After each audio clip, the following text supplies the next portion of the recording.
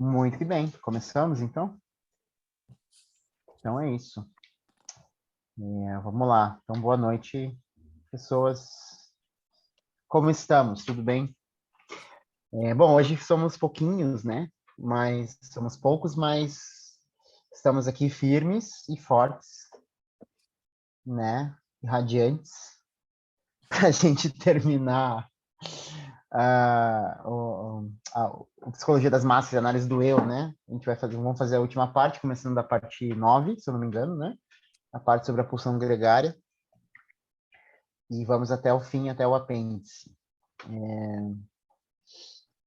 Que nem a gente estava conversando antes aqui, né, Gabi, Thaís, Eduardo, de, de novo, eu acho que da última vez eu falei um pouquinho sobre isso também, de como a gente pode pegar vídeos que estão circulando aí nas redes sociais hoje e usar como exemplo do fenômeno de massa, digamos assim.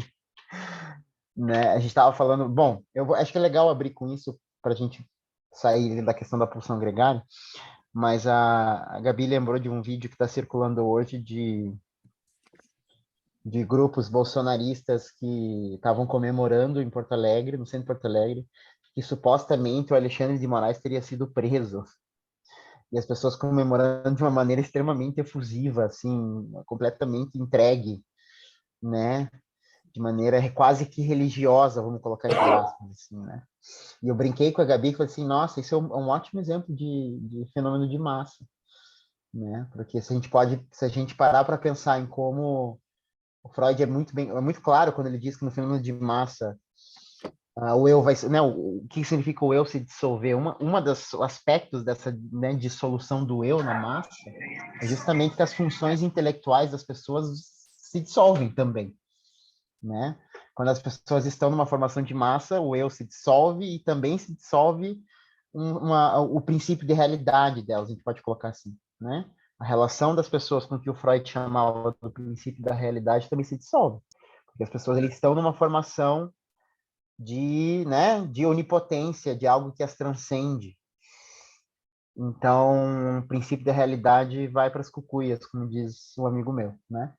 E vendo essas imagens, hoje eu achei super interessante, né, lendo Freud, conversando, e essas imagens me passam pela cabeça enquanto eu estou lendo o texto do Freud, o que confere bastante força ao texto, né?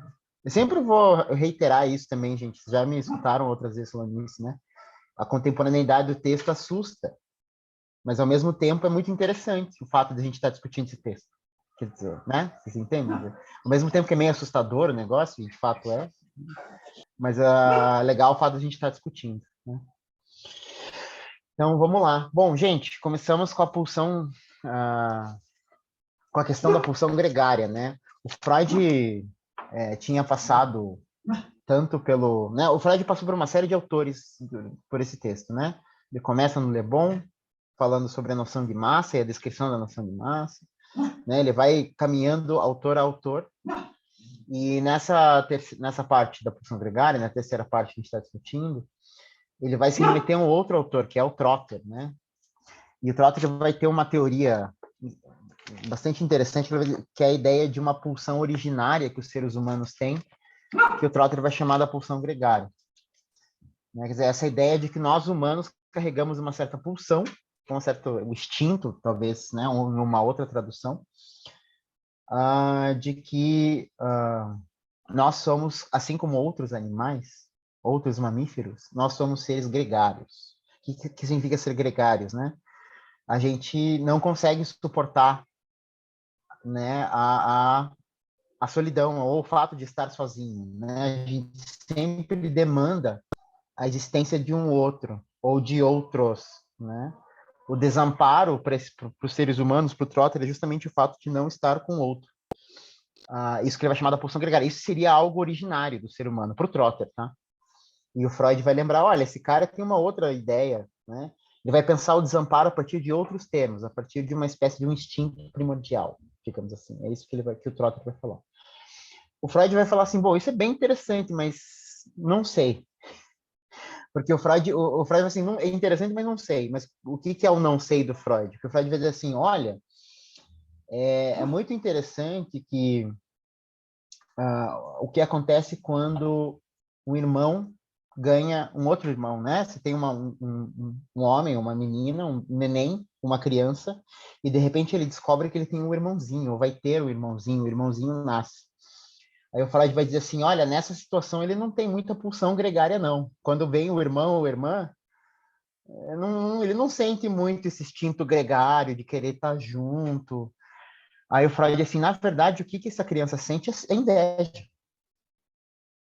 né? Esse é o ponto.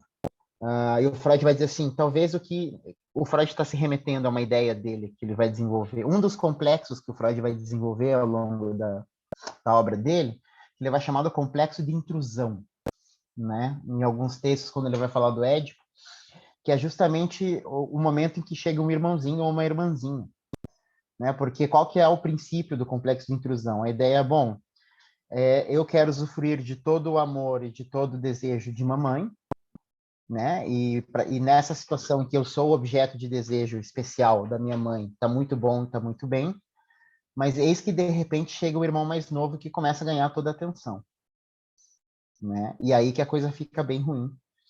E isso é muito interessante porque, né, não sei quem tem filhos ou sobrinhos, é uma coisa que a gente percebe muito facilmente em crianças, né? Em crianças pequenas que têm irmãozinhos, né? Isso que o Freud vai chamar do complexo de intrusão. E o Freud vai justamente se remeter a esse complexo para criticar a ideia de que a pulsão gregária seria algo primordial do ser humano. Então, assim, na verdade, né, quando a gente observa as crianças, você não tem essa pulsão gregária, mas você tem uma inveja primordial. Né? Mas aí o que acontece com essa inveja primordial? Né? Quer dizer, isso que é interessante. Aí o Freud vai pensar assim, será? Eu acho, né, a gente pode discutir essa volta que o Freud faz no pensamento, mas ele vai dizer assim, olha, normalmente a criança mais velha, quando ela se sente preterida pelo irmãozinho mais novo, a criança tende a reclamar por direito de igualdade ou por igualdade de tratamento, ele vai dizer. Quando a criança mais velha, né, né, passa pelo complexo de intrusão, ela tende a pedir por igualdade de condições em relação à criança mais nova que chegou e está recebendo toda a atenção. Então, as crianças se estabelecem ali uma relação de identificação. Todos devem ser tratados da mesma forma em relação à mamãe, né?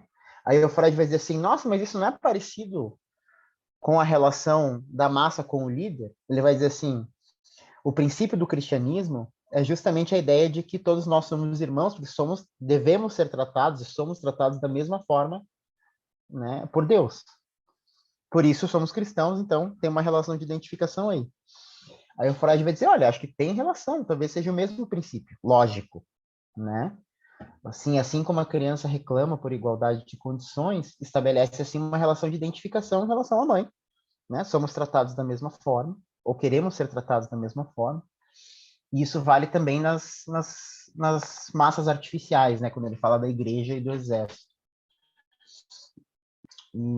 Bom, e é assim que o Freud vai deslocar a ideia de pulsão gregária, né? Ele vai assim, a ideia é interessante em relação a pensar o desamparo, mas essa ideia de que seria um instinto primordial para o Freud não faz muito sentido, não. Porque o que ele observa na clínica é algo muito diferente, né, em relação às crianças. É assim que o Freud vai deslocando o argumento dele. Né? E aí ele estabelece essa relação entre as crianças e mãe e massa, né? Pessoas que querem ser tratadas da mesma forma por Deus ou pelo general, enfim. Né? Ele estabelece uma relação ali de homologia. Bom, é assim que ele vai construir o argumento. Não sei se alguém quer comentar. Eu só dei uma resumida no argumento do Freud. Não sei se vocês concordam também, tá, gente? Vocês podem falar outras coisas. Eu só estou pensando aqui. Eduardo, se quiser falar, Gabi, não sei. Não, eu acho bem interessante estar trazendo aqui a primeira parte, porque isso marca a ambivalência das relações, né? Que as relações, principalmente familiares, né? Que vão nesse primeiro contexto, que é marcada por essa ambivalência, que eu costumo brincar que eu atendo crianças, né? E os pais chegam e falam, ai, que bonitinho, eles estão se abraçando. Tipo, tá sufocando o bebê, e os pais acham que tá super bonitinho, tá abraçando. Não, para matar aquela criança. Ai, tá brincando, tá puxando o cabelo. Então, é um amor e ódio, porque existe algo na Constituição, né, no cerne ali, que é marcado pela inveja. E tem uma passagem no texto que eu acho muito interessante, não sei se eu estiver acelerando, mas a gente volta também, que ele fala sobre a inveja, está na página 82 do livro vermelho, que estou com ele aberto, da Companhia das Letras, no último parágrafo da página. E que ele fala, né, que o que depois aparece na sociedade como espírito comunitário não desmente sua procedência da inveja original. Aí a ambivalência definitivamente marcada, né? Então, o que depois aparece na sociedade como espírito comunitário, espírito de corpo, não desmente sua procedência da inveja original. Ninguém deve querer sobressair, cada qual deve ser e ter o mesmo. Justiça social quer dizer que o indivíduo nega a si mesmo e a muitas coisas para que também os outros tenham de renunciar a elas ou que é mesmo não possam pretendê-las. Aqui parece que é algo do natural até, mas é muito mais do exercício do que do natural, porque qualquer um que tem seus privilégios, né, ameaçados, a inveja sobressalta, essa relação de disputa, de perda. Então, não é algo que se tem naturalmente, como, por exemplo, se prega através do cristianismo ou de qualquer tipo de religião, né? Que, nós somos, não é nós somos bem pior do que isso. É um exercício constante de poder suportar, né? A diferença, né? Eu tive hoje um atendimento clínico que, um recorte, então não vai expor nem nada, mas assim, mas eu não suporto porque sempre que alguém me ama, fala, eu te amo, mas é isso aí mesmo, entendeu? No caso, eu te amo, mas você é chato, eu te amo, mas você me irrita, eu te amo, mas você ronca, eu te amo, mas não é bonitinho, eu te amo, eu quero que todo mundo tenha tudo igual. Não, é mentira, ninguém parte desse lugar. É um esforço. Tanto que Freud vai em seguida, né, falar sobre essa questão, ele cita, né, aqui embaixo, ó, de modo inesperado, essa inveja, né, essa questão desse também do sentimento de dever, que a gente fica dividido nessa ambivalência, se revela no medo dos sifilíticos de infectar outras pessoas, que a psicanálise ajudou a compreender. A angústia desses coitados corresponde à sua violenta luta contra o desejo inconsciente de propagar sua infecção entre os demais, pois por que deveriam eles apenas ser infectados e excluídos de tantas coisas, e os outros não? Então, nós somos marcados desde o primeiro instante pela ambivalência de querer ter o outro e destruir o outro. Né? De querer que o outro tenha o mesmo, mas não perder nossos próprios privilégios. Então, nós somos marcados por isso, né? Por essa inveja. Então, é muito legal na clínica quando alguém consegue assumir que tem inveja. Porque, eu vou falar, eu tô com inveja. Tipo, que alívio. Ufa, eu falei, tipo, sério, né? Que você tem inveja? Que coisa. Porque é constituinte isso, né? A partir do momento que a gente perde esse lugar de ser tudo para o outro. Enfim. Eduardo, acho que eu entrei junto com você, fala aí. Uma coisa que é interessante que todo mundo é invejado, mas ninguém inveja ninguém, né? É sempre assim na clínica. Nossa, fulana de tal me inveja, ciclano me inveja, não sei quem me inveja, me inveja, me inveja. Temos vários invejados, mas ninguém tá invejando. Eu Não, não ele é ponho aquele dourado. eu não ponho na internet porque é muito olho gordo. E não Isso. vai dar certo, porque é muito olho gordo. Tipo, tá bom, pode ter mesmo, mas... Os alecrins Mas você não tem dourados aí, uma cara. projeçãozinha aí, não, né? Não tem Hum, um... É muito interessante.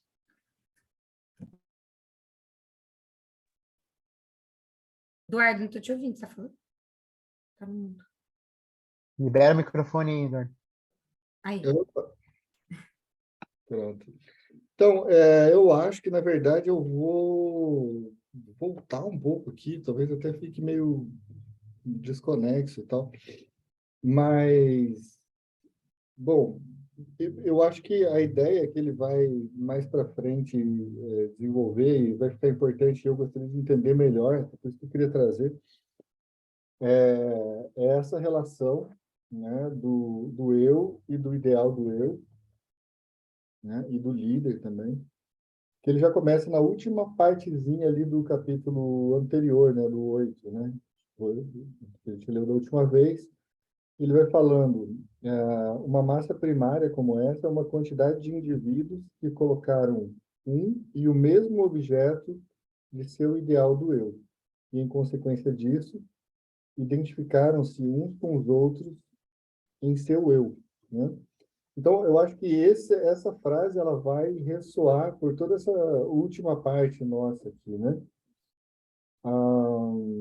E aí, quando ele começa falando da pulsão gregária, logo no segundo capítulo, ele vai falando, né, das características e das perdas do eu na massa, né? Do sujeito que está na massa, mas que o seu eu se identifica com um ideal do eu, né? Que passa a ser o líder da massa, né? Então, eu acho interessante só a gente ressaltar, para a gente ver bem do que ele está falando, que, no final das contas, a gente encontra aqui algumas características muito claras de comportamentos contemporâneos. Então, falta de autonomia e de iniciativa do indivíduo é a primeira parte ali que ele, enfim, já consegue deduzir e não vê muita dificuldade de deduzir nesse começo. Mas eu queria ler esse pedacinho, né, que ele fala, então, dos traços de enfraquecimento do rendimento intelectual. Porque, veja, isso não é tão óbvio, né? Porque a pessoa automaticamente vai ter um enfraquecimento do rendimento intelectual na massa. E outra, será que isso é verdade? Pode ser. A gente precisa só chegar aos seus motivos, né? Então, aí um que me parece mais evidente, talvez, que é a desinibição da afetividade, né? Então, as pessoas se tornam mais abertas à expressão de afetividade, né, nas massas, enquanto indivíduo de massa. E aí a gente pode pensar, inclusive, nas massas a dois, né? No enamoramento, por exemplo. Incapacidade de moderação. Bom, aí a gente imagina também um casal apaixonado, mas também qualquer massa, e a gente vê essa incapacidade de comedimento, moderação, né? E incapacidade também de adiamento. E aí, veja, eu acho interessante ele falar da incapacidade de adiamento, que é um dos princípios, né, na formação do eu, essa capacidade do bebê que vai se desenvolvendo aos poucos, de se permitir ou de ser obrigado, né, a adiar certas satisfações pulsionais em troca de uma satisfação futura e maior, né, ou mais consistente, né? E isso como um traço de constituição do eu, né? Porque o sujeito, enquanto simplesmente sujeito de prazer, ele é incapaz de fazer esse adiamento, né? E na massa acontece, então, essa regressão. Ou seja, o Freud está partindo do princípio de que na massa você sofre uma regressão para um estágio, né, anterior, no qual essas características são comuns, né, essas que eu estou listando aqui. Outra é a tendência a ultrapassar todas as barreiras na manifestação do sentimento e descarregá-lo plenamente na ação, né? Ou seja, a passagem ao ato também como uma característica do comportamento de massa, né? Eu sei que tudo isso já foi dito em algum momento nos encontros anteriores também, mas eu acho interessante a gente trazer como é que ele dá um desfecho para isso, né? Então, ele vai falando aqui que isso tudo, né, que ele fala que o Le Bon descreveu de uma maneira impressionante, né, produz um quadro inequívoco de regressão da atividade anímica a uma fase anterior, como aquela que não nos surpreende quando encontrada em selvagens e crianças. Acho que o mais importante até talvez seja a gente manter o termo crianças aqui, né? Porque que esses traços anímicos na massa são tão infantilizados, né? As pessoas em comportamento de massa são infantilizados, são regredidos, né? Então, uma regressão como essa faz parte especialmente da essência das massas comuns, enquanto, como sabemos, ela pode ser dificultada em larga medida nas massas altamente organizadas artificiais. Então, ele está considerando que essa infantilização acontece, mas, me parece, principalmente nas massas desorganizadas, né? Porque as massas, como no exército e na igreja, você tende a ter uma infantilização menos marcada, embora aconteça também, porque também é um comportamento de massa, mas é diferente do que a gente vê de um grupo político que a gente fala, meu, o que essa galera está fazendo? Ou seja, a gente não se assusta com o comportamento de um soldado, mas a gente se assusta com o comportamento de um cabra que está fechando as pistas e dizendo que vai ter uma intervenção militar, enfim. Isso é assustador, porque é muito regredido, é muito infantil, né? Essas pessoas que estão ali naquelas ruas estão, enfim, ali tem uma coisa diferente do que acontece numa massa organizada, por mais que ali tenha alguns traços comuns, né? Então, obtemos assim a impressão de um estado no qual cada moção afetiva e o ato intelectual pessoal do indivíduo são fracos demais para se impor por si mesmos e devem necessariamente esperar pelo fortalecimento através da repetição uniforme por parte dos outros. Veja, isso eu acho extremamente importante também, né? Porque isso só funciona, esse tipo de comportamento, do tipo, vamos queimar pneu nas rodovias para contestar o resultado das eleições. Bom, parece assim que só funciona porque você encontra dentro da sua bolha pessoas que vão repetir esse comportamento. Certo? Então, a repetição é importante também, senão essa regressão talvez fosse impossível. Né? Somos, então, lembrados do quanto desses fenômenos de dependência pertencem à constituição normal da sociedade humana, de quão pouca originalidade e coragem pessoal se encontra nela, do quanto cada indivíduo é dominado pelas posições da alma de uma massa que se revelam como particularidades radicais, preconceitos de classe, opinião pública e outros. Então, ele está dizendo, bom, tá, acontece tudo isso, mas veja só, acontece o tempo todo. Não é que acontece assim em alguns casos raros da história. Não, isso está o tempo inteiro acontecendo. Né? Por mais que em algumas ocasiões isso possa ser muito mais marcado e radical. Né? Então, o enigma da influência sugestiva aumenta para nós quando admitimos que uma influência como essa não é exercida apenas pelo líder, mas também por cada indivíduo sobre cada indivíduo, e nos censuramos por ter destacado de maneira unilateral a relação ao líder e por termos menosprezado indevidamente o outro fator da sugestão recíproca. E aí é interessante a gente entrar, para ir voltar para a discussão que vocês começaram, que é essa ideia do irmão. Né? O irmão é justamente esse que também está se submetendo ao mesmo ideal do eu, né? Mas que ele até se censura e diz, bom, talvez eu tenha dado importância demais à questão do líder e agora precisa retomar essa ideia do quanto os irmãos podem influenciar-se uns aos outros, né? Porque se você está fazendo parte da mesma massa, né, essas atitudes repetitivas, elas precisam que um grupo de pessoas, né, esteja, de alguma forma, não só dependendo do líder, mas dependendo também daquilo que vem dos irmãos, daquilo que vem de seus iguais, daquilo que vem dos outros membros da horda. Né? Então, eu acho interessante porque essa questão da inveja, por exemplo, é uma questão que ela precisa ser recalcada, né? Mas ela está presente o tempo inteiro. Então, assim, os irmãos podem ter, sim, como a base do seu relacionamento a inveja, né? E a gente sabe que isso acontece. Mas essa inveja, ela precisa ser recalcada e você precisa encontrar nos outros membros da massa um tipo de destino da pulsão, né, que é uma formação reativa. Então, embora eu tenha inveja, eu vou tratar isso na massa como o amor ao meu irmão. Né? Então, na verdade, é o sentimento oposto. E o né? amor em dobro, né, Eduardo? Geralmente é algo muito mais voraz do que o amor. Então, a formação reativa tem algo de muito mais intenso. São pessoas, talvez você jamais seria parceiro para nada na vida, mas naquele momento vira, nossa, parceiro de alma, né? Uma coisa ali.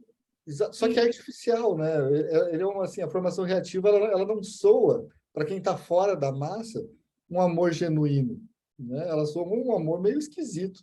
Né? Aquele amor de irmãos mas é um irmão meio que não era merecidamente um irmão, assim, né? Ele recebe isso justamente porque é uma formação reativa contra uma inveja, né? Contra um ódio, assim, originário. Então, é engraçado a gente pensar isso, porque, veja, o pessoal que está na massa, e aí a gente pode usar, eu acho, né? Aqui talvez não tenha problema a gente fazer isso, mas a gente imaginar, por exemplo, uma massa bolsonarista mesmo. Se você vê aquelas pessoas, né, dentro de um grupo, sei lá, um grupo de Telegram bolsonarista, que eu acompanhei bastante, assim.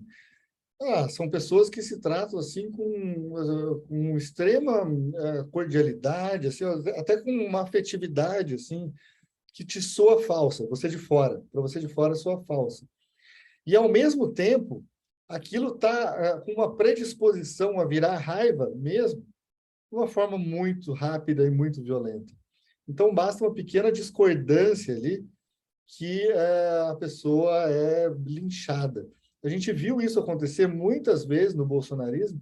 É só a gente pensar, todos os bolsonaristas que abandonaram, por algum momento, qualquer coisa que foi dita pelo Bolsonaro, né? Então, essas pessoas foram linchadas publicamente em muito pouco tempo, né? Então, embora a formação reativa funcione artificialmente para manter uma certa irmandade, isso também é muito suscetível, né? Isso é muito suscetível, isso é muito frágil, né? Eu acho que essa fragilidade valeria a pena a gente destacar aqui. Isso é uma coisa que eu acho que as pessoas usam muito do cristianismo e do que está escrito lá para dizer que o amor é vamos amar todo mundo, porque é o que está lá, a família é o que está. Se a gente for ler, não é o que está lá, porque assim, nos primeiros capítulos do Gênesis a gente já tem Caim matando Abel. E por quê? Por inveja. E temos o quê? Adão jogando culpa na Eva, Eva jogando culpa na serpente. Tá, toda a história da Bíblia é exatamente o oposto.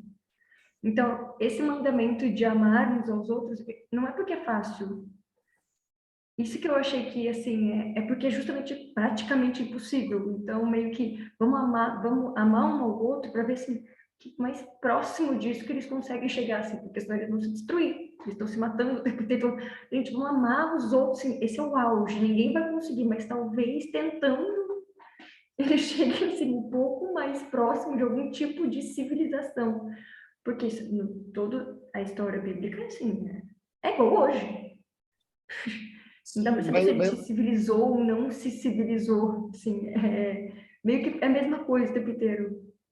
Mas eu acho que tem uma questão que é importante aí, Thaís, que é a ideia da massa organizada e essa massa assim temporária, né? Porque, veja, na massa organizada, você tem um sentimento de irmandade que me parece muito mais consistente, entende? Então, eu quis trazer isso para poder dizer o seguinte, é totalmente diferente, por exemplo, de um comportamento de massa dentro do exército, por exemplo.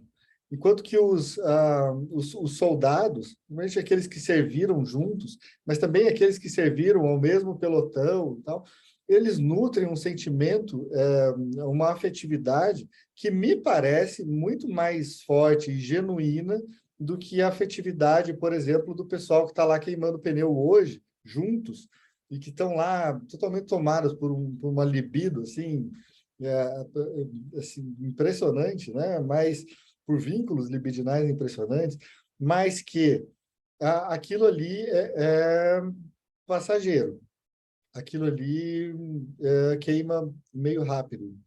E aí, quando você olha, por exemplo, para a camaradagem no exército, por exemplo, e de como as pessoas ficam unidas por vínculos fortes, por terem servido e por terem passado por dificuldades juntos ali. Então, assim, isso é totalmente diferente. E eu estou atribuindo isso, e eu acho que se eu entendi bem é o que o Freud está fazendo também, é a questão da organização da massa. Então, o que me parece é que o Freud ele não é assim um completo detrator do comportamento de massa em si. O que eu acho que ele está falando, apontando olha, a questão as massas, tem as massas organizadas, e as massas podem se organizar e trabalharem de uma forma melhor, mais interessante, né, para a civilização, e tem uma forma que é uma forma meio louca, é uma forma completamente regredida. E o que separa uma coisa da outra é uma certa organização.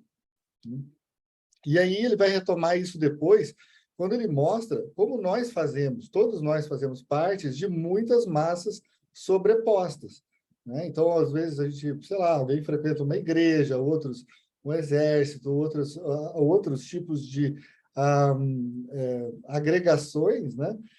E aí, isso tudo, ou seja, cada uma dessas agregações possui um ideal de eu diferente, né? Então, a síntese desses ideais do eu, ele até fala, não, inclusive existe espaço para uma certa originalidade, né, na formação do eu, mas sem esquecer que essa originalidade é um certo espaço, e é um espaço pequeno, e isso você precisa prestar atenção principalmente em quais são as massas a que esse sujeito pertence, né? Eu acho bem importante a gente pensar, mesmo na clínica, quais são as massas ao que o sujeito pertence para pensar a formação do ideal do eu, né? Ou seja, como aquela pessoa constitui o ideal do eu no meio das massas que ela transita.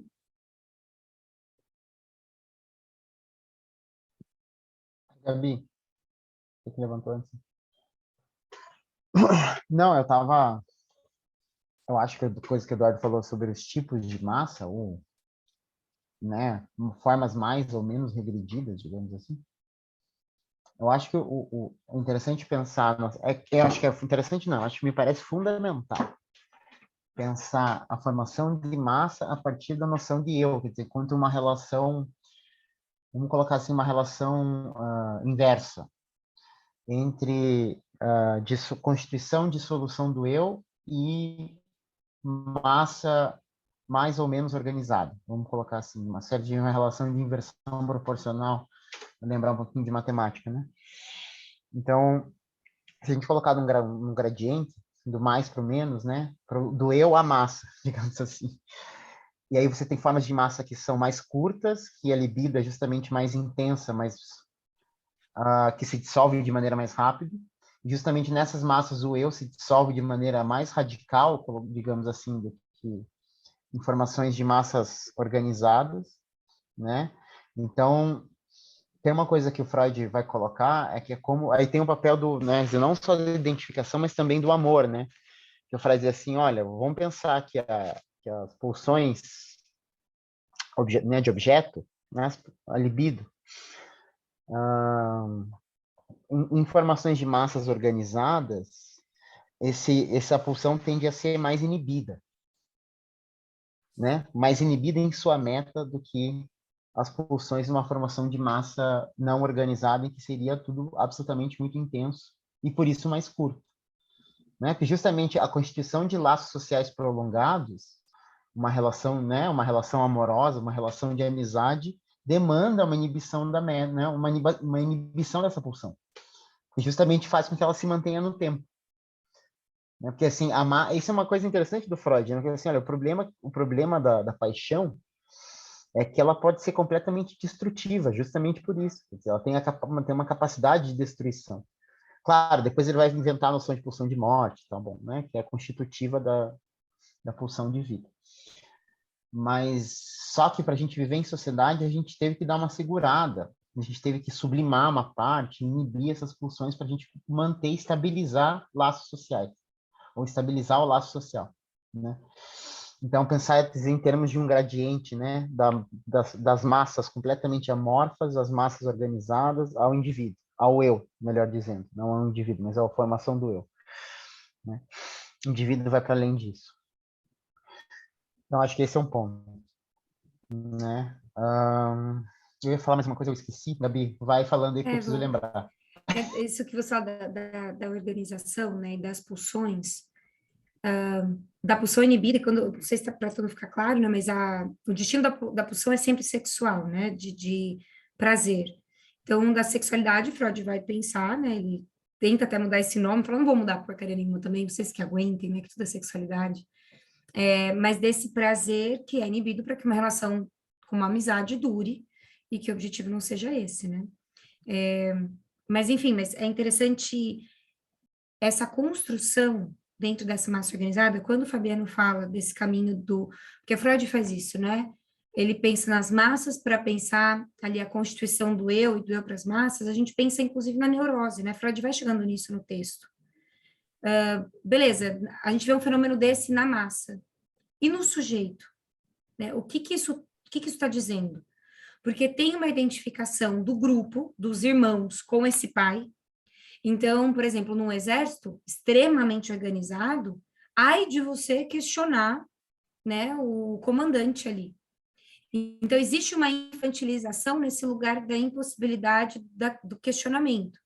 Mas é muito respeitoso, é muito organizado. O que é um caos quando, por exemplo, na ausência desse pai, como aconteceu nesses últimos 2 dias, né, ele autoriza e se ausenta o caos que está no nosso país nesse sentido. Mas aí Freud ele vai fazendo, né, uma maneira, tipo uma analogia, pensando ali como a formação do sujeito no seu próprio sintoma, que seria as manifestações da massa, né? Mas o sintoma que aparece nesse sujeito enquanto neurose, que tem ali uma tentativa de aproximação desse ideal de eu e de eu ideal. E na massa isso acontece, né? Não à toa, nós representamos Deus acima de tudo, né? O país acima de todos, é um ideal esse. É todo mundo junto nesse amor, nesse negócio de vamos acabar com as diferenças. E o que é, né, esse ideal de eu, se não um eu totalmente perfeito, sem qualquer diferença, sem qualquer aresta, sem qualquer inveja, é por amor, né? Eu amo todo mundo porque eu sou muito boa, porque eu adoro, sempre o Fabiano fala alecrim dourado, né? As pessoas têm inveja de mim porque eu não tenho. O ideal de eu, ele vai para esse lugar. Então, a neurose, ela tá nessa tentativa de casar. Ideal de eu e eu ideal. E é justamente nessa impossibilidade de casar que acontece a angústia, que os sintomas são formados. Então, isso é no micro, no sujeito. E como que isso aparece na massa? Que é esses que a gente pode chamar o surto, os sintomas que aparecem na massa. A não olhar para a realidade, né, a negação da realidade, os delírios coletivos que a gente nomeia, como as pessoas começam a reproduzir sem pensar, sem questionar, e começam a criar histórias a partir daquilo que elas precisam que seja dito. Então, os sintomas que acontecem na massa, os sintomas que acontecem no sujeito, é como que eu acho interessante de poder pensar nesses fenômenos que vão acontecendo. Aí tem uma lá mais para frente no texto, mais para a parte final, o Freud vai. Isso é uma coisa interessante da relação entre neurose e massa. Eu acho que o Freud também propõe uma certa relação de inversão. Ele vai dizer, olha, existe uma disputa entre a neurose e a massa, né? Porque ele vai dizer assim, porque a neurose, né? A gente pode falar até das outras estruturas, mas ele vai falar da neurose especificamente. Assim, olha, a questão da neurose é que justamente ela tem um aspecto que é centrípeto, vamos colocar esse termo, um aspecto centrípeto, quer dizer assim, o indivíduo tende a se fechar a si mesmo e constituir seu próprio mito, o mito individual do neurótico, né? Para usar o termo, o nome do livrinho do Lacan, né? Quer dizer, o indivíduo tende a criar sua própria fantasia, né? Justamente para conferir sentido né, a sua própria fantasia, a sua relação com o falo, bom, aí depende do que a gente está falando, né? Ele constitui a sua própria fantasia e vive ela, e tem, né, suas próprias repetições e constitui seus próprios sintomas, e isso estabeleceria uma espécie de disputa com espaços de massa, né? Quer dizer, uma relação acho que disputa mesmo é a palavra, entre a neurose e a situação do indivíduo na massa. E ele vai falar da neurose enquanto uma situação de disputa, e a outra justamente forma de laço, que é concorrente à massa, é justamente o enamoramento, né? Que aí o Eduardo já falou algumas vezes sobre a formação de massa 2. É como se tivesse uma disputa entre uma formação de massa 2 e justamente espaços onde a gente constitui massa. E é interessante que o Freud dá um exemplo assim, olha, não é à toa que quem vira monge ou padre tem que entrar na castidade, né? Tem que fazer voto de castidade. O Freud diz assim, olha, porque o princípio é que você precisa dar um freio na possibilidade de uma formação de massa 2 ou de namoramento, porque o namoramento vai quebrar ou vai causar ali um ruído na massa organizada da igreja. Né? O Freud entende assim a ideia de castidade na igreja.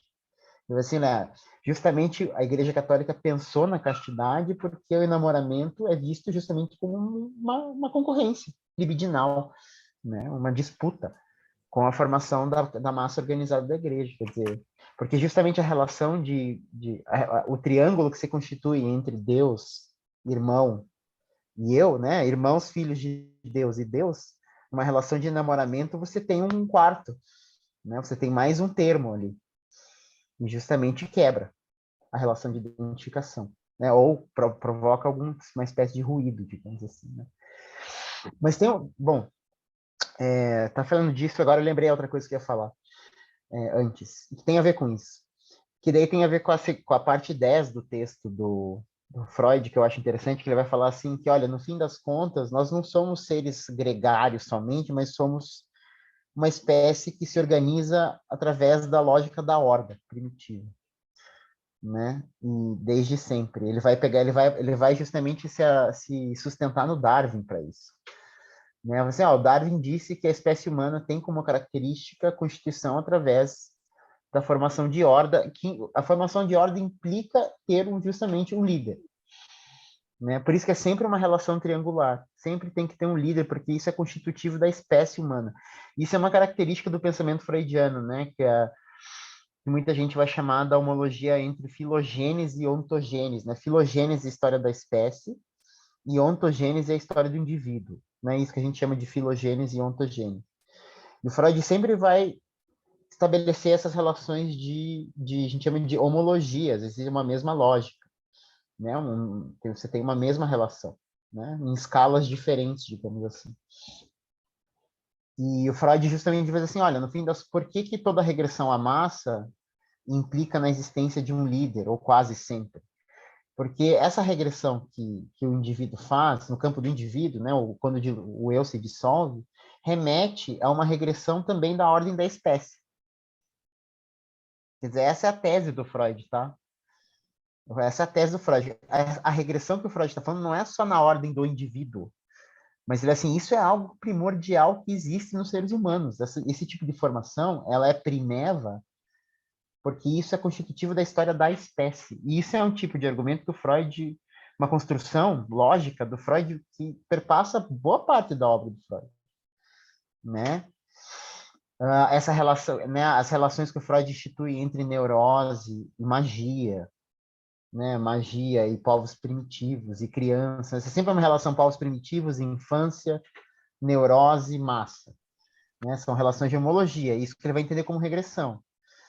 Né? A regressão não é somente na ordem do indivíduo, um comportamento infantilizado, mas também trata-se de um comportamento primitivo no sentido que o Freud, né, no sentido freudiano do termo, né, algo que era o primeiro tipo de organização coletiva e social dos seres humanos, né? Tem um fundo evolucionista ali no pensamento do Freud. E a horda é esse modelo, justamente a formação da horda primitiva, e por isso que ele vai pegar o mito, né, esse mito do pai da horda, porque o Freud vai dizer assim, no fim das contas, essa é a nossa forma de organização primordial. Né? Ele tem um argumento de fundo evolucionista também ali, sustentando o que ele está falando. Né? O que para os antropólogos é terrível, mata os antropólogos do coração. Né? No caso, eu. Que é um argumento que os antropólogos menos engolem, justamente. Bom, depois vai ter toda uma crítica ao Freud por parte da antropologia em relação a essas associações. Mas não é o ponto, é só para tentar entender o argumento do Freud ali, né? E é justamente por isso, olha, eu acho legal a maneira como o Freud monta o argumento, muitas vezes não concordando com ele. Que ele vai assim, e é por isso que, quando a gente fala de massa, a gente tem que falar do eu, de maneira concomitante. Porque se a formação da espécie humana se dá em forma de horda, sempre vai existir a massa e sempre vai existir alguém que é o eu, no sentido total. Esse ser onipotente, aquele que detinha todas as mulheres, aquele que detinha o gozo, né, assim, né? O gozo primordial, digamos assim. Aquele que tinha o falo, portanto, né? Aquele que tem o falo e detém justamente a prerrogativa de ter toda a satisfação possível. E essa pessoa que detém toda a satisfação possível limita a satisfação das demais. Que é o mito do pai da horda, justamente o pai da horda, no mito do Totem Tabu, ele tinha acesso a toda a satisfação possível, né? A todo o prazer possível, e limitava justamente a possibilidade que os seus filhos tivessem. Só que aí, né, a partir de um certo momento, os filhos resolvem se juntar e matam o pai, né? Mas o Freud vai pegar justamente essa historinha para dizer assim, olha, para a gente pensar massa, ao mesmo tempo a gente precisa pensar a constituição do eu, porque no desenvolvimento do indivíduo, o bebezinho, isso está lá na introdução ao narcisismo, né? O bebezinho é como se fosse o pai da horda, quer dizer, ele tem total capacidade de autossatisfação, e é assim que o bebezinho começa, né? Assim, justamente esse sentimento, essa percepção de onipotência que o bebezinho tem, justamente não precisa de outro objeto para se satisfazer, né? Aí depois você tem a fase da constituição do eu, né? Que ele vai chamar de narcisismo, e depois você tem a constituição das pulsões de objeto, que daí ele, né, ele se dá conta que ele sempre precisa de alguém, eu sempre preciso de um outro, né? E o Freud vai estabelecendo essas relações, né? Mas ele tem justamente a horda primitiva com esse modelo, por isso que ele está falando de eu ao mesmo tempo que ele fala de massa, porque ele assim, a gente poderia, porque tem um trecho que ele vai dizer assim, a gente poderia dizer que a psicologia das massas é a psicologia mais antiga que existe, né? Ele coloca assim um pensamento assim, a gente poderia dizer que a psicologia de massas, por ser justamente essa regressão, poderia ser a psicologia mais antiga. No entanto, quando existiu massa, sempre existiu o pai da ordem. Então, quando a gente fala de massa, a gente precisa falar da constituição do eu, de maneira simultânea. E é interessante nesse trecho que acho que fica bem claro por que o texto se chama Psicologia das Massas e Análise do Eu. Não sei, eu sempre penso sobre o título dos textos. Por que o texto se chama assim? Né? Lembrem que o texto do Le Bon se chama só Psicologia das Massas. E o Freud vai dizer assim, não se pode pensar massa sem pensar a constituição do eu. Porque isso está na origem da espécie humana e está na origem da constituição do indivíduo. Quer dizer, você tem essas duas coisas, né, que acontecem. E por isso que o texto se chama isso. Né? Eu acho isso legal de pensar nessa parte, na parte 10. E me parece bem claro, assim. Enfim. Eduardo, quer falar alguma coisa? Também. Bom, eu estou pensando aqui o seguinte, que é importante pegar aqui a parte do, não só do eu, mas também do ideal do eu, né? E esse contraste, né, natural entre o eu e o ideal do eu e o desconforto que isso gera, certo? Porque o ideal do eu, realmente, a pessoa não é, enfim, a coincidência do eu com o ideal do eu é altamente prazerosa, não é? Porque é o momento em que a pessoa, enfim... É maníaca, né? Na É verdade. maníaca, justamente. Porque é uma mania que se cria ali. Justamente ele até mostra os movimentos maníacos, né? E os movimentos que ele chama ali de melancólicos, né? A estrutura melancólicas, como isso são variações e distanciamentos entre a estrutura do eu e do ideal do eu. Então, quando o eu se torna o ideal do eu, né? Você se sente o seu próprio ideal, né? Então, aquilo ali é altamente prazeroso e, ao mesmo tempo, te livra do teste de realidade. Isso. E, Eduardo, lembrar o que é o ideal, como é que o Freud pensa o ideal do eu lá na introdução ao narcisismo, né? Você lembra que ele vai falar, que ele vai dizer assim, o ideal do eu é uma espécie de nostalgia em relação ao tempo que a gente podia se né? A gente podia se autossatisfazer. Ele vai dizer assim, o ideal do eu é uma espécie de esfera do aparelho psíquico que é uma sobrevivência ou uma espécie de nostalgia do tempo em que a gente não precisava muito do outro, né? Então, o ideal do eu é esse resquício nostálgico, porque a partir do momento que a gente tem que se haver com o princípio da realidade, de que nós somos seres castrados, né? Limitados, castrados e dependentes do outro e do mundo, o ideal do eu é justamente esse reservatório, de nostalgia em relação ao tempo que a gente era todo poderoso, digamos assim, né? Esse Isso, que o E Freud não é define. necessariamente não precisar do outro, né? É não se diferenciar do outro e por isso você não reconhece que você precisa dele.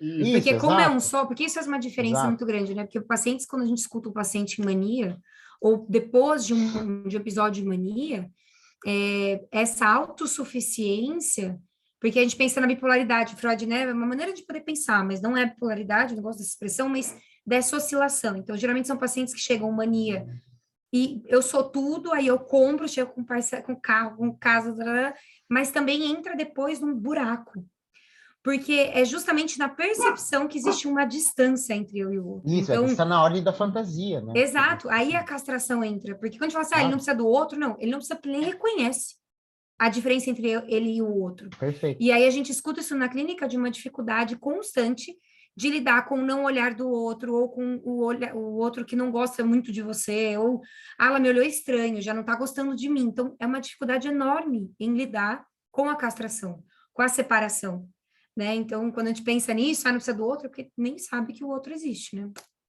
É Então, diferente dele, né? Um só. e aí tem essa ideia que é importantíssima, que ele tá justamente chamando a atenção para que o ideal do eu ele é tomado, né, pela projeção dessa ideia do líder, né? O seu ideal do eu é projetado no líder, né? Então o líder é justamente essa figura, né, com a qual você se identifica, né? Sabendo se assim um ser castrado, mas que goza através da onipotência do líder. Não é isso? Então, é interessante porque esse fenômeno também é comum de se observar na massa, mas eu acho que a gente está usando a massa para pensar, e o comportamento de massa para pensar a clínica, essa identificação com o líder, também a gente pode utilizar, né? Esse tipo de idealização que é feita, né? Com figuras que são tomadas como o ideal do eu, né? E essas figuras servem, então, como que o Zizek chama de sujeito suposto gozar, né? Então, aquele que está ali e que não é castrado, né? E pode gozar no seu lugar, mas por causa disso, obviamente, você goza também, né? Então, é interessante pensar toda essa configuração, pensar na ideia da confluência do eu com o ideal de eu na mania, mas pensar também como que o comportamento de massa remete ao comportamento maníaco nesse sentido, né? De que você, ao se identificar com o líder, se torna, então, livre do teste de realidade, portanto, livre para passagem ao ato, né? De uma forma muito mais facilitada, né?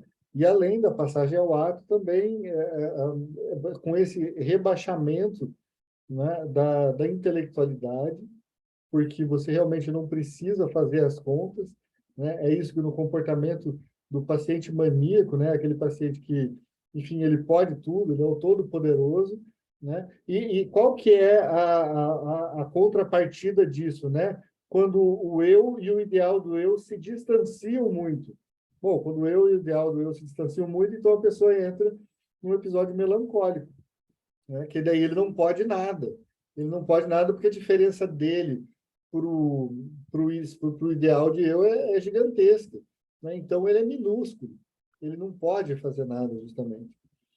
E aí eu acho importante porque forma uma estruturazinha, né, que facilita a gente a pensar uma série de casos clínicos, né? Essa questão do eu, com o ideal do eu, com o líder, né, a massa e os episódios tanto maníacos como melancólicos, né? E esses episódios melancólicos como uma submissão assim absurda, né, ao outro, né, ao ser ideal, né? Porque o eu ideal não aparece exatamente como o eu ideal normalmente na clínica, né, mas aparece como alguma figura, né, que é idealizada. E aí, lembrando que a figura idealizada é essa figura tomada não em sua ambivalência, mas tomada como uma de suas características, né? Ou boas ou más. Alguém gostaria de complementar isso, talvez?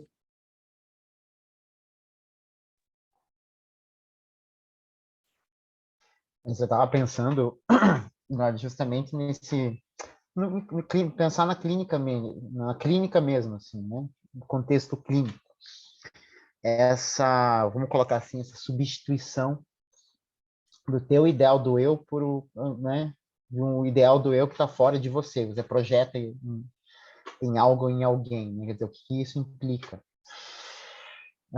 Bom, o Freud vai dizer que a formação de massa é justamente, né, quando acontece isso, né, exatamente quando se projeta o ideal do eu no líder, né, e o que você tem como efeito no sujeito, né, ou na questão, por que o eu tende a se dissolver?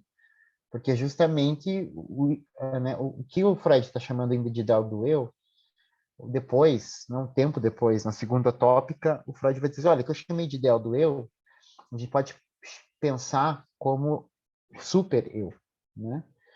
Essa instância psíquica em que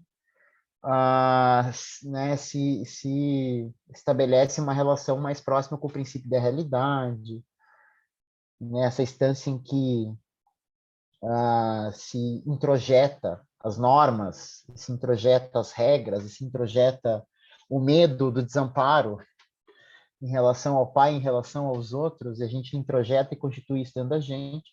Isso faz com que a gente justamente não se sinta super poderoso, digamos assim. Né? E o que acontece quando esse super eu que a gente carrega, né, e que muitas vezes é cruel, e quase sempre é cruel. Normalmente o super eu é muito o super eu do neurótico, né, o super eu que carrega o discurso obsessivo, normalmente é bem grandão. Mas vamos pensar quando esse super eu se dissolve em relação ao super eu que está fora, digamos assim, fora entre aspas, mas projetado no líder. Né? Quer dizer, eu faço tudo por essa pessoa, eu faço tudo por esse discurso. Por isso a minha ideia de onipotência. Porque eu e os meus irmãos, identificados em relação a esse ideal do eu, nós temos força para fazer qualquer coisa. Né? E ficar na estrada por dias esperando ao comando do líder, esperando o golpe, ou seja lá o que for. Né? Mas, para além desse ideal, dessa imagem do líder, que parece bem fácil de a gente estabelecer associação, Bolsonaro, né, líderes políticos, pensar também na clínica quando, né, alguma pessoa, alguma ideia, algum discurso se coloca nesse lugar do ideal do eu da pessoa. Eu sou capaz de fazer tudo por aquilo, não necessariamente por uma pessoa, mas às vezes por aquilo, né? Por uma ideia, por um princípio, inclusive se dissolver completamente no sentido físico do termo, né? Chegar ao ponto de a pessoa, né, se deteriorar completamente. Então, e justamente aí está as distâncias entre eu e o ideal do eu, em relação entre eu e o líder, né? Até que ponto o ideal do eu foi projetado em relação, né, em uma pessoa, em uma ideia. Como é que clinicamente a gente vai manejando isso, né? Como é que a minha questão é assim, como é que a gente vai trazendo ou vai deslocando essa projeção do ideal do eu de volta por ideal do eu dele, daquela pessoa. Como é que a gente vai manejando esse deslocamento, digamos assim, né? Ou, falando no português claro, como é que tira uma pessoa do bolsonarismo hard, por exemplo? É possível se fazer isso? Como é que pode se fazer isso? Né? Como é que se desmassifica alguém? É possível se desmassificar alguém? Pensar isso em termos de manejo clínico? Né? Não sei, mas enfim, mas é uma questão válida. Eu não sei se é possível, tá? Mas eu vou que isso é uma questão interessante, fazer como é que você desmassifica alguém? É possível um Sabe, analista fazer isso? eu estava falando disso com um amigo, Fabiano, que não é psicanalista, mas ele está fazendo análise há muito tempo, e, bom, o produto de uma análise é um analista, né? E justamente daí ele vem levantando essa questão de falar, cara, alguém que realmente entre em análise e se põe a falar e a se escutar e a se implicar, numa situação como essa, ou ele abandona, ou ele se transforma. Porque quando você começa a lidar com a sua própria neurose, a se implicar com ela, entender que a questão é você, não é o outro, né? Não é o teu filho gay que é o problema, é você. Na sua incapacidade de suportar que os seus projetos são frustrados. À medida que vá se suportando a distância entre eu e o ideal de eu, talvez essa suscetibilidade de...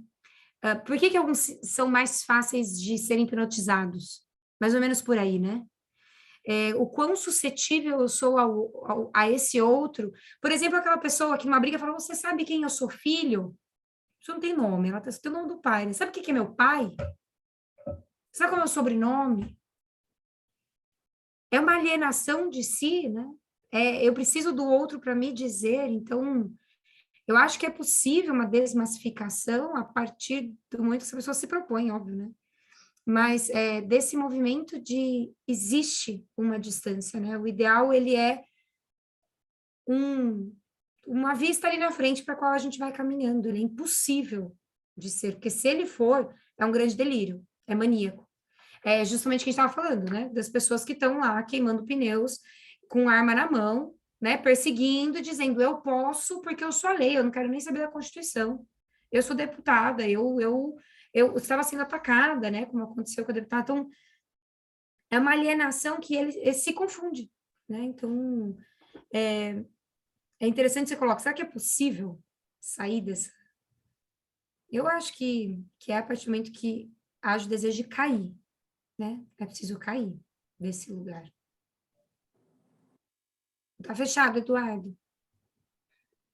Então, eu acho também interessante de usar isso para pensar o caminho contrário, né? Quando acontece, aí ele está falando de quando o eu e o ideal de eu estão confundidos, mas quando eles têm uma distância muito grande também, né? Nos episódios melancólicos, isso também precisa ser pensado. E é engraçado como o Freud também, aí ele fala num certo momento que ali, até então, a psicanálise tinha pensado muito pouco, tinha atendido muito pouco a melancolia, né, justamente. Até um vídeo que circulou entre nós aí há um tempo atrás, o Christian Dunker, né, falando sobre isso, né, que até no lacanismo mesmo a melancolia não tinha sido suficientemente pensada ainda. E aí os colegas lá ficam putaços, né, com isso e tal, tipo, é uma maior treta, né? Mas, enfim, realmente, a gente está aqui focando naquilo que o Freud focou, que é a ideia da identificação do eu com o ideal do eu. Agora, e no caso contrário, né? Quando o ideal do eu parece tão distante, né? Que ele já não serve mais como algo palpável, né? Ele é uma coisa tão dissociada do eu que ele não serve nem como um guia mais, né?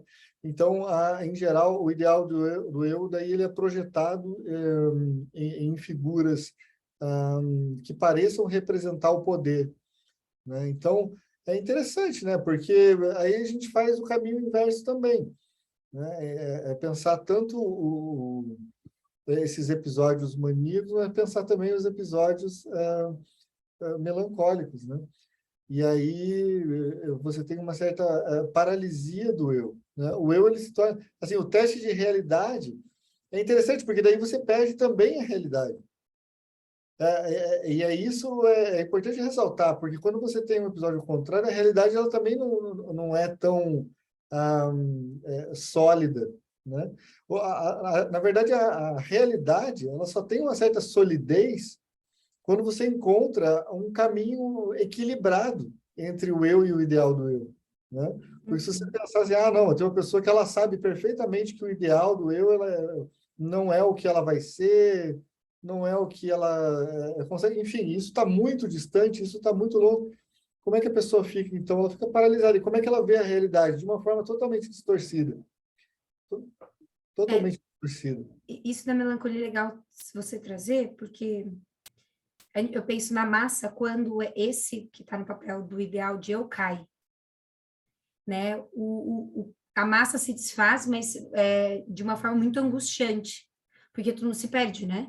Então, é quando o pastor de uma igreja é acusado de alguma coisa, a igreja se desfaz e as pessoas caem ali, né, de uma forma drástica mesmo, e inclusive fazendo coisas que sempre disseram que jamais iam fazer, porque aquela referência cai. Mas se a gente for prestar melancolia no sujeito, né, é, não é que o ideal não somente não tá perto, ele tá perto demais, mas acusando, né, esse eu. É uma identificação com o objeto perdido, na verdade.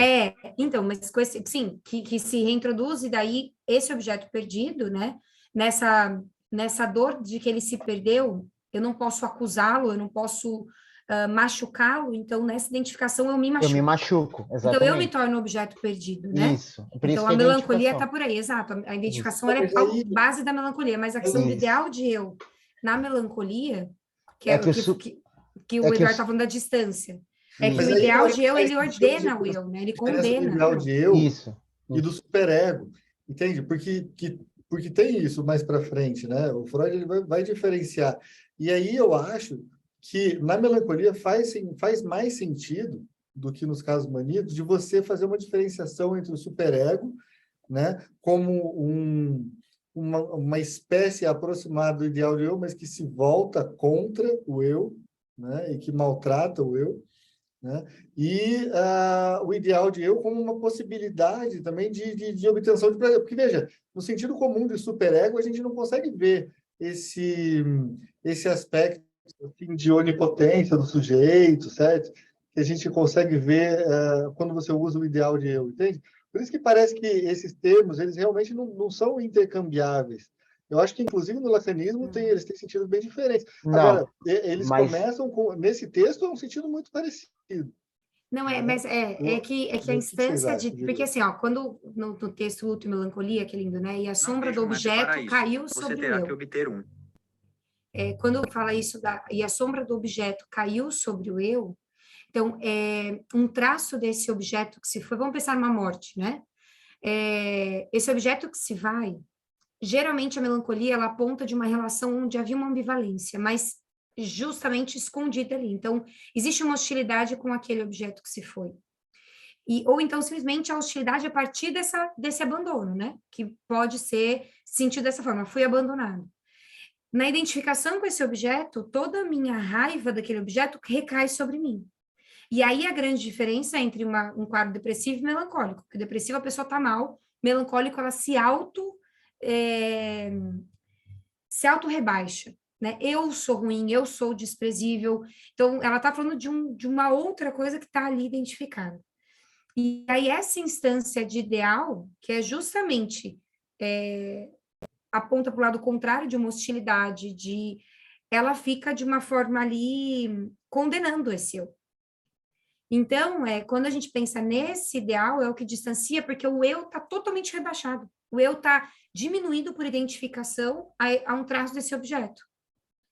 Então, não tem um eu ali palpável, tanto que a pessoa só se pega se criticando.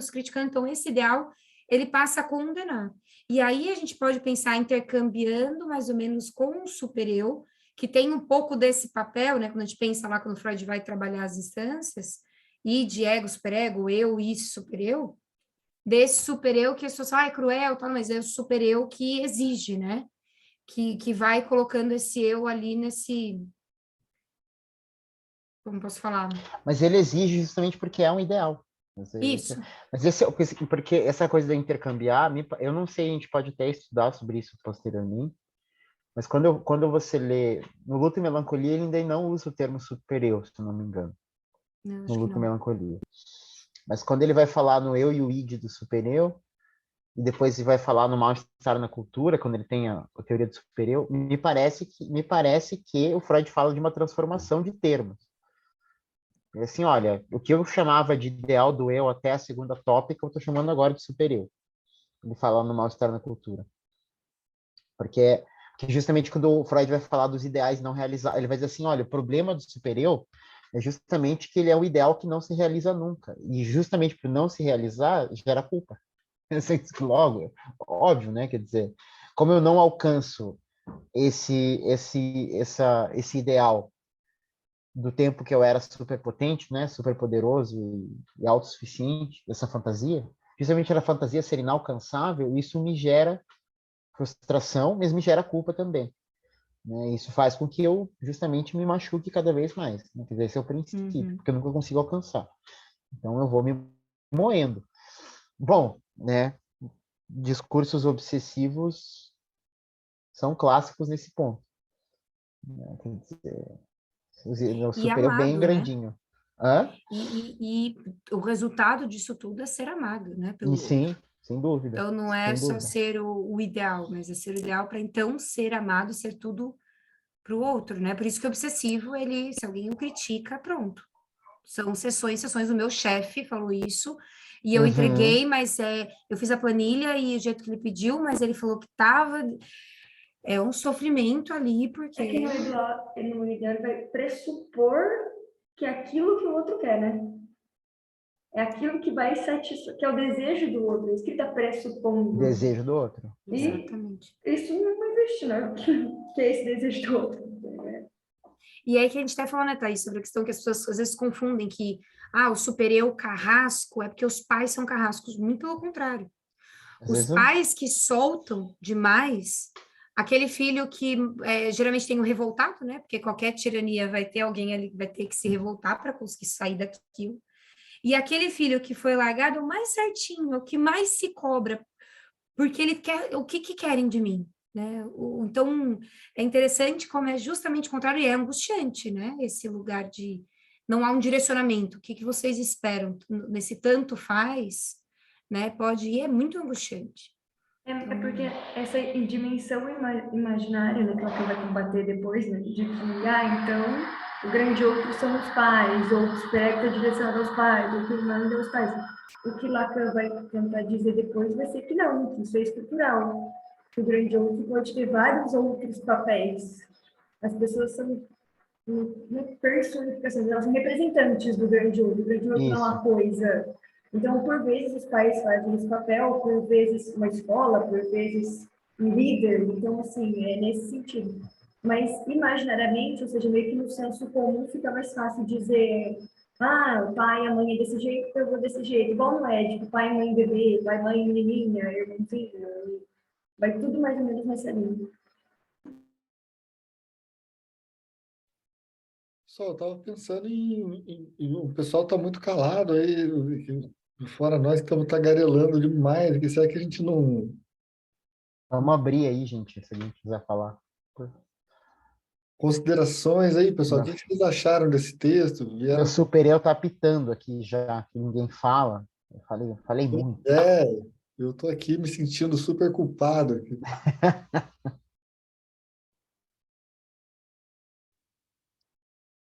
Pô, e no final também, assim, a gente está terminando um texto, né? Eu acho que...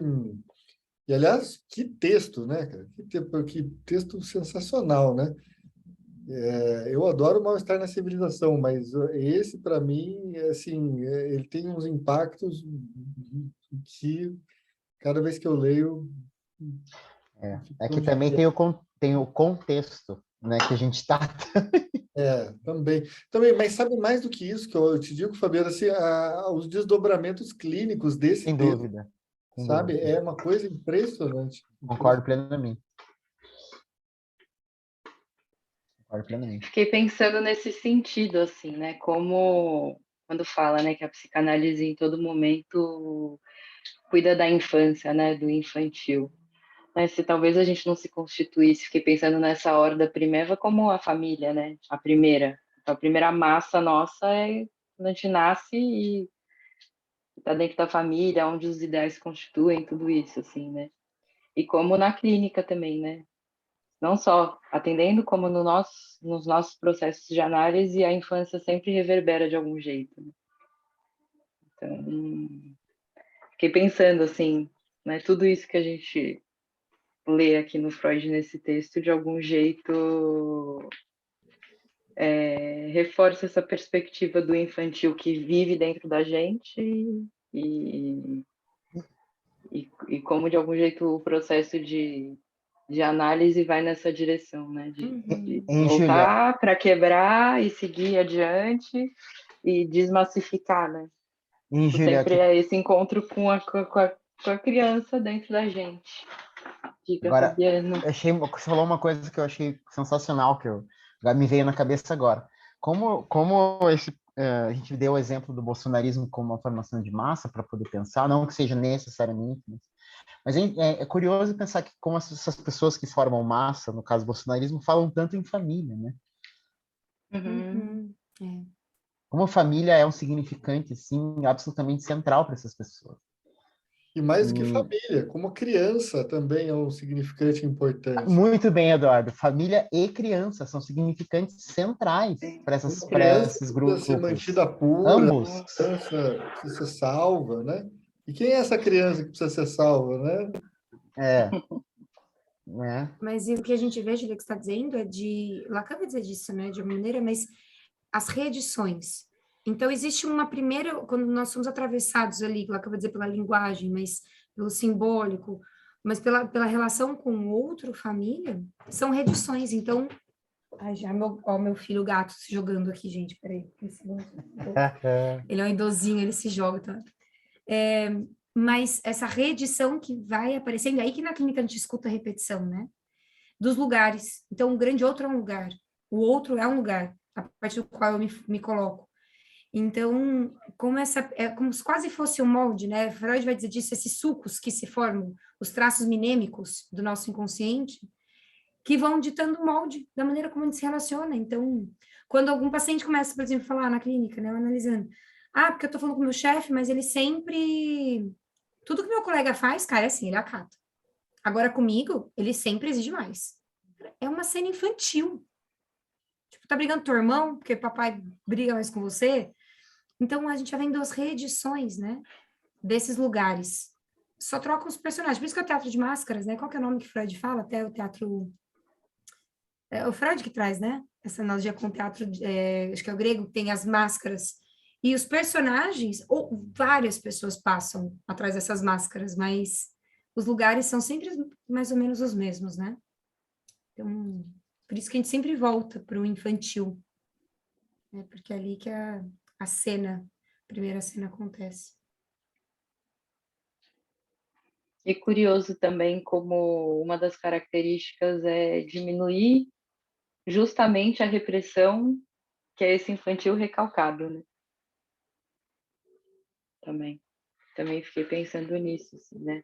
É justamente essas pulsões, né, perversas, polimorfas, que quando a gente vai crescendo é tapado lá, e é o que se manifesta no momento que está na massa, né? Eu fiquei pensando também, não sei, até queria ouvir vocês um pouco, assim, né? O ideal, né? Essa questão do ideal, assim, até que ponto é o ideal da massa? Aí não sei se dá para diferenciar das mais, como uma questão das mais e menos organizadas, mas assim, até que ponto é um ideal da massa e até que ponto é o ideal individual de cada um que é projetado nessa massa de algum jeito e que se sustenta, né? Porque eu acho que é mais por aí, né, pensando agora, porque tá todo mundo conectado em uma mesma ideia, é fantasia neurótica da cabeça. É uma boa questão mesmo, né? Quem nasceu primeiro? O ovo ou a galinha, né? Tem aquele desenho, né, na final da parte 8 que ele justamente estava falando sobre isso, né? Como as pessoas, elas em tese, estão se identificando com o mesmo ideal de eu, né? Então, elas são pessoas Isso. diferentes e colocam a mesma fantasia, né, como o ideal de eu, né? Mas é claro que essa coincidência é uma coincidência também fantasmática, né? Porque para cada um aquilo ali é diferente. Então entra naquela ideia de significante vazio de novo, né? Que é aquela coisa de que cada um projeta ali a sua coisa, Um só traço. É um traço. não vem uns dos outros. Eu acho que ele está se identificando com a mesma coisa que eu. Ele está Isso. o líder é a mesma coisa que eu estou chamando. No Você livro que eu dá... coloquei do Daniel Pérez e do Alexandre Sterling, eles dizem, não sei se está no livro, eu acho que já está nesse livro, eles vão desenvolver justamente tipo um esquema a la Lacan de como acontece essa identificação. Eles vão pôr significante vazio ao qual nos identificamos como sendo o principal. Então, é assim, do que você gosta? O que você quer defender? A família acima de tudo. Daí a pessoa chega em você, a família acima de tudo. Daí temos o Bolsonaro, a família acima de tudo. Daí é meio sentido, amigos, gostamos, família acima de tudo. Tem esse cara aí dizendo que a família acima de tudo. Então acho que a gente pode seguir ele, vamos seguir todos juntos, é meio que o mesmo, o significante vazio que vai fazer, que vai puxar tudo, assim, meio que nesse sentido. E aí a gente pode pensar na singularidade, que faz com que esse traço. Então, por exemplo, tem um que é a família acima de tudo, porque o pai traiu a mãe e a mãe viveu infeliz. O outro é porque ele morre de vontade de se largar da mulher, mas tem tanto medo disso que é melhor ele se agarrar num discurso que família acima de tudo, porque se eu olhar para minha posição, o outro que é homossexual, mas que não tem, né, espaço para poder se haver com isso, então vou ficar na família. Então, o que faz com que o ideal de cada um se estabeleça e faz com que todo mundo se une é um traço. Uhum. Mas o que move a esse traço, né? Aí tá. Aí, Júlia, você fala daquilo que é reprimido, né? Então, se a gente pensa, por exemplo, no movimento, esse exemplo da família que a Thaís traz é muito bom, porque é um conceito muito ali, né? Da sexualidade posta. Então, monogamia, o sexo é controlado, não tem traição, ninguém olha para o lado e é a família perfeita doriana. Ponto. Que é maior repressão, recalque que esse, da própria sexualidade, das pulsões, tipo, a culpa de pensar alguma coisa fora disso, né? Ou então, se a mulher não casar, vai ficar para tia, é vagabunda, é tadinha dela que não casou, né? Enfim, aí a coisa vai, então, que é maior, né, repressão que essa. E o caso do significante vazio, ele torna-se mais poderoso e mais abrangente, porque como ele é vazio, ele aceita qualquer preenchimento. Então, tudo bem, família acima de tudo. Para mim, família acima de tudo pode ser, meu marido jamais pode me trair. Para outra pessoa pode ser o quê? Patriarcado. Minha mulher jamais pode me deixar, né? Eu mato ela se ela me deixar. É uma frase que, tipo, assume, tanto é que o Bolsonaro consegue defender armas e coisas abomináveis, a igreja dizer, uhul, representante de Cristo. Porque defende a família. O significante vazio deixa as que pessoas esses colocar o que elas significantes, quiserem, né? É que esses significantes são especialmente bons em serem significantes vazios, justamente, ou flutuantes. Tem um outro termo que se usa também nas ciências sociais, chama de significante flutuante, né? Que é o princípio é parecido, quer dizer, tem certos significantes que circulam de maneira muito mais fácil. Família, pátria, liberdade. Os significantes entram qualquer coisa, entendeu? Praticamente qualquer coisa entra ali. O comunismo entra tudo, desde Marx até Dória. Exato. Dória entra nisso. Então, comunismo, exatamente, são significantes que têm uma capacidade de incluir outros, ou assim, de estabelecer relação com milhares de outros significantes. Para a gente pensar na maneira como se faz significação, né? Então, aí é fácil. Justamente, né? Por isso que os fascismos são discursos de poucas palavras e de poucos significantes flutuantes. Não se diz muito, mas se diz palavras que circulam muito. Então, assim que a banda toca nesses tipos de regime. É interessante que eles disputam o significante, né? Eles querem cada um o tempo dizer, todo. Isso é muito importante. Qual é a família? Isso é muito Eu importante. sei o que é a família. A família não, é mais do que isso. A minha família é a família. A sua essa não é é. a tradicional brasileira. Eu estou defendendo a família tradicional brasileira. Tenho 50 famílias, estou traindo, mas... Mas é a minha. Não, é o meu país. Eu sou brasileiro e você não é. Então, eles disputam quem está dentro e quem está fora também. Isso é muito interessante de pensar. E é muito engraçado, saiu no jornal há pouco tempo, que metade dos homens brasileiros gastam a maior parte do salário com uma amante. Pergunta para quem que eles votam, pergunta para quem que vota. Mas a família está de pé, gente, está funcionando. Exato, então, fim de semana vão almoçar juntos. Família. Exatamente. Sabe? Ele não vai onde encontrar a sexualidade... mãe. Aí dentro disso, do significante vazio, a gente pode trabalhar qualquer outro tipo de opressão, né? Da mulher que continua se submetendo a uma relação, etc. e tal.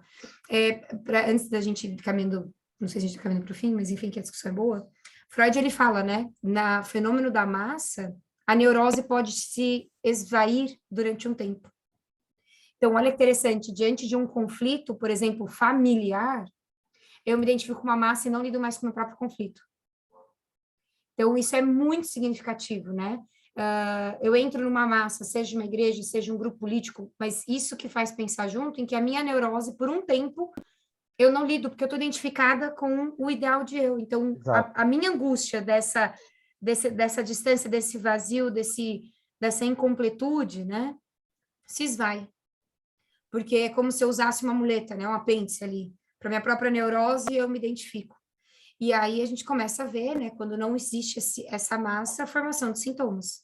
Que aí... Gente, mas vocês imaginam, agora eu fico pensando nessas pessoas que estavam achando que o Xandão tinha sido preso hoje.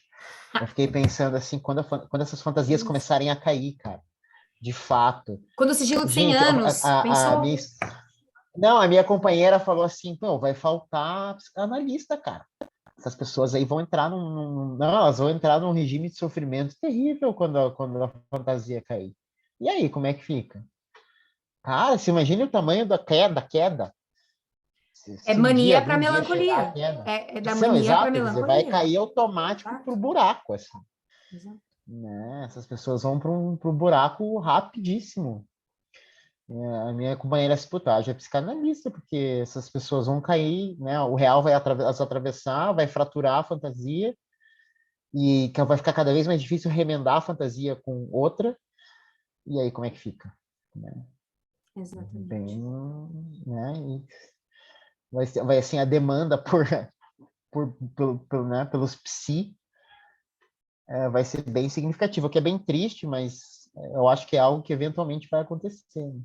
É interessante isso que a Gabi falou rapidinho, é que é muito frequente a reclamação no meio dos pastores da família dizendo, ele é um lá na igreja, a família tá toda cagada, não dá atenção para os filhos, não dá atenção para a mulher, e também já vi alguns, até vários relativamente, testemunhos de pastores dizendo que, eu fui famoso, tive tantos membros, e minha família, quando a gente se separou, foi tudo ruim lá em casa, mas a igreja estava ótima. Melhores momentos da igreja.